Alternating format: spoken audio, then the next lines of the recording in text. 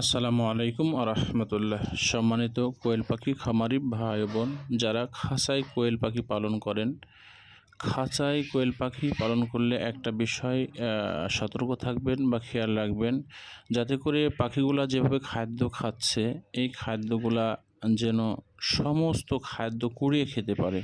এমন যেন না হয় যে যে খাদ্যর যে ড্রেনটা আপনারা দেবেন এই ড্রেনটা নিচে হয়ে গেছে এবং উপরের ছিদ্রটা পাখি মুখ বের করে যে খানাটা খাবে সেটা একটু উপরে হয়ে গেছে, তাহলে দূরত্বটা দূরে হয়ে গেল।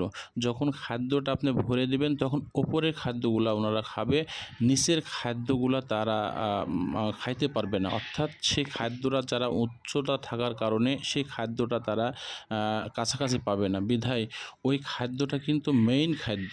একটা খাদ্যর মধ্যে যখন খাদ্যগুলো থাকে, নিচে যে ফেল খাদ্যগুলো থাকে অর্থাৎ যে বাদ যে গোড়াগুলো থাকে এগুলো কিন্তু মেইন খাদ্য। সমস্ত পুষ্টি উপাদান সবচেয়ে বেশি থাকে সবচেয়ে নিচের খাদ্যগুলোর মধ্যে। এখন যদি দেখা যাচ্ছে ওই খাদ্যগুলো পাখি খাইতে পাচ্ছে না, তাহলে তারা কিন্তু পুষ্টির অভাবে তারা ধুঁকবে। বিধায় আপনারা খেয়াল রাখবেন যাতে করে পাত্রের খাদ্যগুলো ড্রেনের খাদ্যগুলো সমস্ত খেতে পারে, এমনভাবেই তাদের ছিদ্রটা করে তারা যেন মুখ বের করতে পারে এবং বের করে যেন নিচে পর্যন্ত তারা তার ঠোঁট ডুবিয়ে দিতে পারে।